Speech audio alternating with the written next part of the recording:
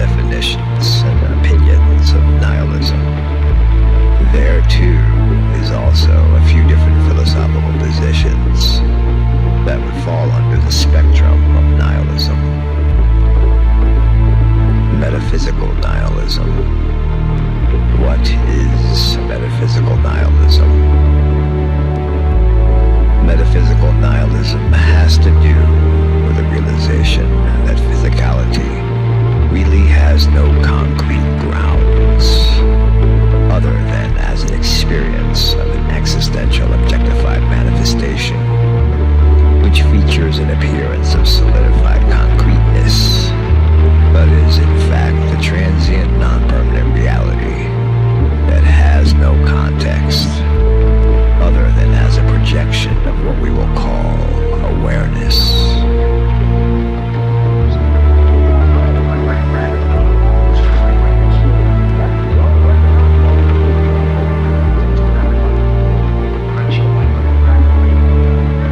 The actuality of what this is already the case before lucidity. So you don't achieve it, you realize it. In much the same way, the objects of your dreams also seem concrete, real, and existing independently of your mind. But upon awakening, the true nature of these objects is revealed. Or, perhaps in rare cases, you realize this as you are dreaming. This is what is called lucid dreaming. The equivalent of this in your waking reality could be said to be an enlightenment, if you realize it while you're existing. Or perhaps as an awakening, if you realize it upon death. So metaphysical nihilism is not so much a philosophical theory or position, so much as it is an aspect of a realization about the nature of reality, which is slowly facilitated through dealing with it firsthand. Might there be no objects at all? Or a possible world where there are no objects at all? Well, that's the thing. There are no objects at all, nor any world. There is, however, an appearance of objects in a world, which is where the ideas of their possibility of being either concrete or abstract objects comes from. Asking why there really are not actual objects is an understandable question. Contemplating the actuality of an object is similar to wondering if images on a film strip are actual objects. An imagination of pure potentiality projects these seemingly actual objects, but they don't have a fixed shape, they don't have a location, they don't exist in any time, they don't have identities, no inherent purpose, and are not substantiated through any externalized process. It's not necessary to think about objects existing or not in relation to worlds, because this sticks the attention on the objectified projections while assuming an oversight. There cannot be any worlds without objects, because a world in itself is an object. So, it cannot be rightly said that a world can exist without an object, in the basic sense of what we know and define as an object.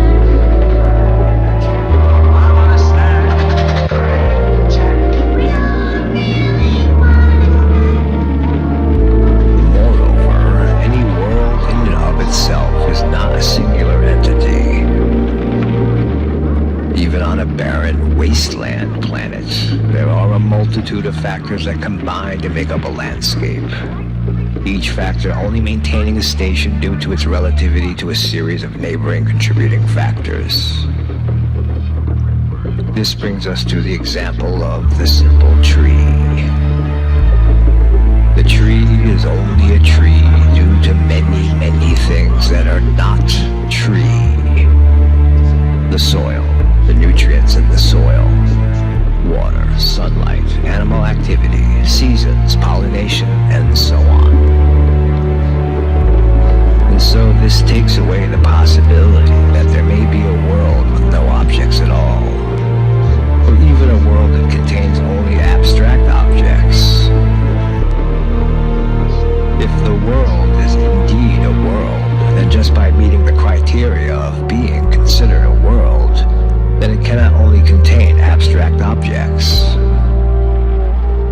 An abstract world with abstract objects would be a more accurate possibility to consider. Destination is Metro Cell.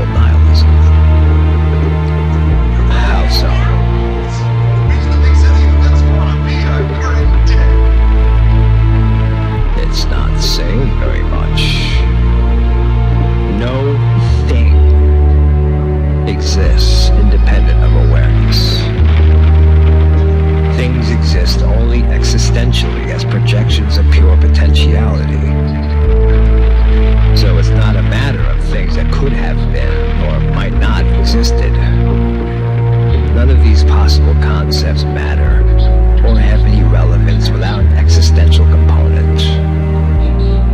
They cannot be actualized without such an agency. Taking away an object and not replacing it with anything of itself is incorrect.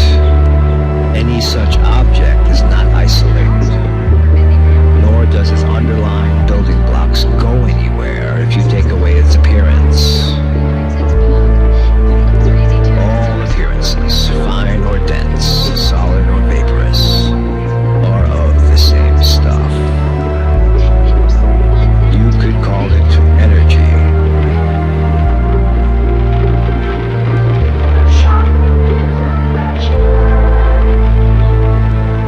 Nothing new can be introduced with this, nor anything taken away. Only projections made out of energy take on an appearance and fade away. It's become a national obsession. Over 40 million Americans went into diet last year. The problem was they didn't stay. So getting the attention stuck on appearances, and then from this snapshot, proposing that you could take away these appearances one by one, until you have an empty world is overlooking the underlying truth. A world cannot ever be considered empty. And taking away objects doesn't take away anything other than an appearance. A better consideration would be, what would the removal of the projected energetic morphing substance that takes on the appearance of all things leave in its absence? Pure potential.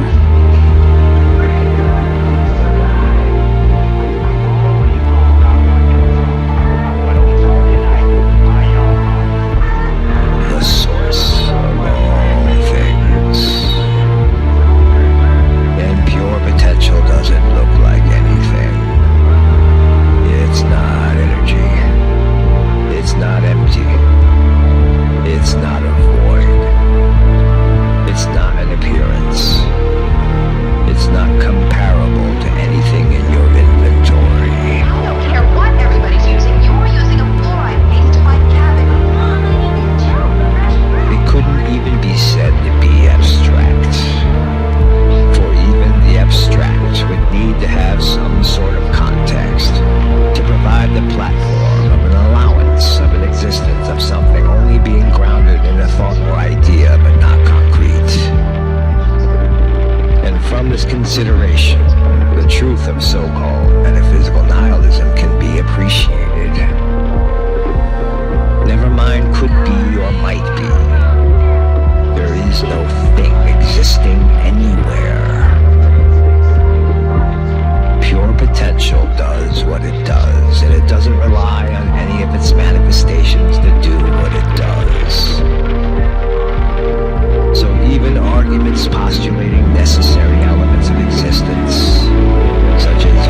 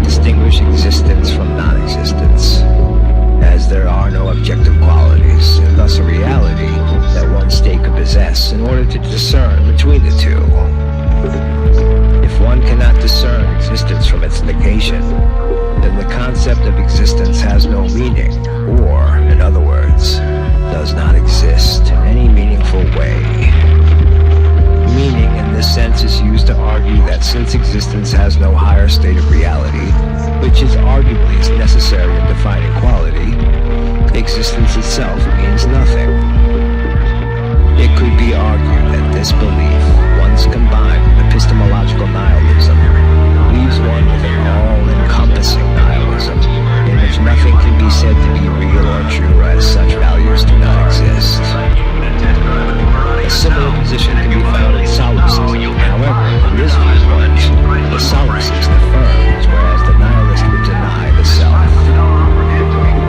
Both these positions are forms of anti-realism. Unquote. It seems that the key point is consistently overlooked. Not having another state of reality or existence to compare and contrast against a normative reality or existence isn't what makes life meaningless, purposeless,